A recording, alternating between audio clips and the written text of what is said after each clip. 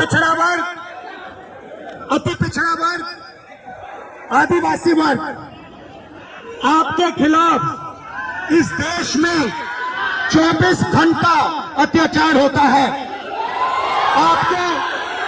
आपको दबाया जाता है, आपको शिक्षा के सिस्टम में रोका जाता है, आपके खिलाफ पेपर लीक किया जाता है और आपके करियर को रोकने के लिए, खत्म करने के लिए किया जाता है। हमने 3 मांगे की हैं। सबसे पहले जाति जनगणना, सही तरीके का जाति जनगणना जो हमने तेलंगाना में किया। दूसरी बात, कानून, हिंदुस्तान का कानून है कि प्राइवेट कॉलेजेस और यूनिवर्सिटीज में आरक्षण होना चाहिए और ना नरेंद्र मोदी, ना बिहार की सरकार उस कानून को लागू कर रही है। इसीलिए हम उन पर दबाव डालेंगे और जब तक, मैं बता रहा हूं, जैसे मैं यहां आया हूं ना, रोक नहीं पाए, वैसे ही नहीं रोक पाएंगे जब तक इन्होंने प्राइवेट इंस्टीट्यूशंस में रिजर्वेशन नहीं किया, तब तक हम आगे बढ़ते जाएंगे, लड़ते जाएंगे, क्योंकि आप 90% हैं। अपनी स्ट्रेंथ समझो, आपको भटकाकर, डराकर, दबाकर, आपके ध्यान को इधर उधर करके आपको रोका जाता है। इस देश में आपके लिए कोई जगह नहीं है। 90% के लिए इस देश में कोई रास्ता नहीं है। आप ब्यूरोक्रेसी को देखो, सीनियर ब्यूरोक्रेसी में आपके कितने लोग? 0। आप कॉर्पोरेट इंडिया को देखो, कॉर्पोरेट इंडिया में आपके कितने लोग? 0। आप हाई कोर्ट देखो, आपके कितने लोग? 0। आप एजुकेशन सिस्टम के मालिकों को देखो, मेडिकल सिस्टम के मालिकों को देखो, आपके लोग कितने? 0। मगर मनरेगा की लिस्ट निकालो, आपके लोगों से भरी हुई है। मजदूरों की लिस्ट निकालो, आपके लोगों से भरी हुई है। सारे के सारे कॉन्ट्रैक्ट, सारा का सारा धन 5-10% के हाथ में जाता है और आपको उल्टी सीधी बात बताकर आपके ध्यान को इधर उधर कर दिया जाता है। आपको एक साथ खड़ा होना है और 3 मांगे हैं। पहली मांग जाति जनगणना, दूसरी मांग प्राइवेट इंस्टीट्यूशंस में, प्राइवेट स्कूल्स और कॉलेजेस में रिजर्वेशन, अति पिछड़ा का, ओबीसी का, दलित का, आदिवासी का। तीसरी बात, एससी एसटी सब प्लान, जो आपका पैसा है, जो आपको नहीं दिया जाता है, आपको वो दिया जाना चाहिए। ये 3 चीजें कहने में आपसे आया था।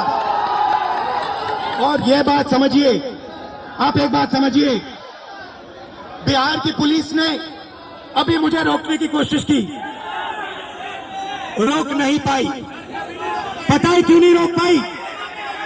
नहीं, इसलिए नहीं रोक पाई क्योंकि आपकी शक्ति मेरे पीछे है। आपकी शक्ति मेरे पीछे है, इसीलिए कोई, दुनिया की कोई शक्ति उसको रोक नहीं सकती है।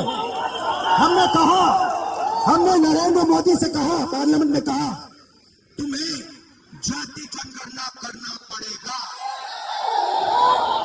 हमने उससे कहा कि तुम्हें संविधान को यहां माथे पर लगाना पड़ेगा। नरेंद्र मोदी जी ने आपके दबाव से डर कर जाति जनगणना हिंदुस्तान में घोषित किया। आपके दबाव से डर कर उन्होंने कॉन्स्टिट्यूशन अपने माथे पे लगाया है। मगर वो लोकतंत्र के खिलाफ है, संविधान के खिलाफ है, जाति जनगणना के खिलाफ है।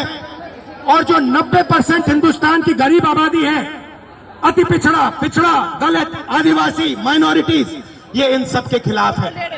ये अदानी अंबानी की सरकार है, ये आपकी सरकार नहीं है। आपने इतने प्यार से मेरी बात सुनी, इसके लिए आप सबको दिल से बहुत बहुत धन्यवाद। मैं जानता हूं एससी एसटी अति पिछड़ा हॉस्टल्स में यहाँ क्या होता है, मैं आपको गारंटी देता हूं, जैसे ही हिंदुस्तान में सरकार आएगी, जैसे ही बिहार में हमारी सरकार आएगी, हम ये सारा का सारा बदल देंगे और आपके लिए जो होना चाहिए वो करके दिखाएंगे।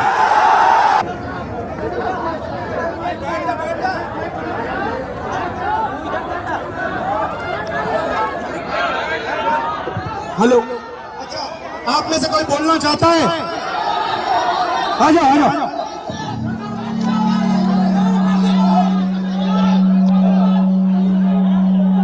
आपका नाम? प्रदीप से। प्रदीप, यहाँ पे आपके हॉस्टल में क्या हालत है, थोड़ा बताइए मुझे। सर हॉस्टल की हालत बहुत खराब है, हॉस्टल की हालत बहुत दयनीय है। हम लोग बहुत बुरी स्थिति में रहते हैं सर। जैसे कि जो प्रशासन है उसके द्वारा बीच बीच में मानसिक प्रताड़ना दी जाती है हॉस्टल को खाली करवाकर। सर आपसे बहुत उम्मीद है, आपसे उम्मीद इसलिए है कि आप नेता प्रतिपक्ष है और आप हमारे देश के अगले यशस्वी प्रधानमंत्री है सर, तो आपसे बहुत उम्मीद है सर। आपके साइड से, आप सबके साइड से लोकसभा में मैं कौन सा मुद्दा उठाऊं?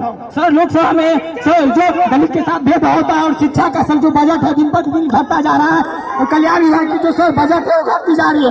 दलित की शिक्षा तो दलित की शिक्षा योजना स्तर पर मिलती है, लेकिन उसको जमीनी स्तर पर नहीं मिलती है सर। ये जो नई शिक्षा नीति है इसमें सर दलित विरोधी है, इसको डिजिटलाइज करने की बात की जा रही है, जबकि हमारे समाज में सर बहुत से लोग डिजिटल से बहुत दूर है, उनको डिजिटल का ढंग ही नहीं पता है। तो उसके लिए सर कुछ किया जाए और जमीनी स्तर पर किया जाए सर। आप कर सकते हैं सर। ये जो पूरा शिक्षा का सिस्टम और स्वास्थ्य का सिस्टम प्राइवेटाइज हो रहा है, इसके बारे में आप क्या सोचते हो? सर ये सर प्राइवेटाइज करने का सर ये सरकार की जो मंशा है सर, उसे SC/ST को दूर रखा जाए सिस्टम से। सर हम लोग शुरू से सिस्टम से दूर है, न हमारा मीडिया में कोई है, न हमारा उद्योगपति कोई है, न हमारा बड़ा बड़ा ब्यूरोक्रेट्स में कोई है। तो सर हम लोग तो उसमें भागीदारी है, वो देनी चाहिए सरकार को। मीडिया के बारे में बताइए थोड़ा। सर जो मीडिया गोदी मीडिया है, गोदी मीडिया से हम लोग को दिखाती नहीं है, हमारा लोग मीडिया में है नहीं, तो हम लोग चाहते हैं कि हम लोग कहीं मीडिया प्रतिनिधित्व है। और सर दरभंगा में जर्नलिज्म के लिए कॉलेज है, जर्नलिज्म के लिए कॉलेज नहीं है, हम लोग जर्नलिज्म करना भी चाहते हैं, तो वो प्लेटफॉर्म नहीं मिलती है सर। इसकी हाई एजुकेशन फीस इतनी होती है, फीस नहीं कर पाते हैं, इसलिए हम लोग कोर्स नहीं कर पाते हैं सर। यूनिवर्सिटी में जो है कोर्स समय पर नहीं होता है, यूनिवर्सिटी में जो है सर बहुत फीस। आप क्या पढ़ते हो? सर मैं DLED कर रहा हूँ सर, सेकेंड ईयर में भाई माधव भट्टी का होना से। कैसा चल रहा है सर? DLED तो ठीक चल रहा है, लेकिन सर आगामी TRE 4 है जिसमें 10-25 वालों को मौका मिले, इसके लिए भी हम लोग प्रोटेस्ट किए हैं सर, कर रहे हैं सर। और माता पिता क्या करते हैं, भाई बहन कितने हैं? सर मेरे माता पिता सर, मम्मी तो गृहिणी है, पापा एक मामूली ड्राइवर है सर। पापा जो है 300-400 दिहाड़ी पे काम करते हैं सर। हम लोग बहुत गरीब तबके से आते हैं, अगर ये हॉस्टल नहीं होती तो हम लोग को एक ऐसा प्लेटफॉर्म नहीं मिलता, हम लोग नहीं पढ़ते, इसलिए ये हॉस्टल है। और सर एक और मांग आपसे हम लोग करना चाहेंगे, जो सर ये हॉस्टल है, हम लोग यहाँ मैट्रिक इंटर ग्रेजुएशन कर लेते, क्या मैट्रिक इंटर ग्रेजुएशन के लिए हम लोग को नौकरी मिलेगी? नहीं मिलेगी। तो कंपटीशन के लिए छात्रावास होना चाहिए, पीजी छात्रावास दलितों के लिए होना चाहिए, जिससे कि हम लोग आगे की पढ़ाई कर सके और देश के विकास में अपना योगदान दे सके। भाई बहन और पापा मामा से मेरी नमस्ते कर देना। Thank you brother.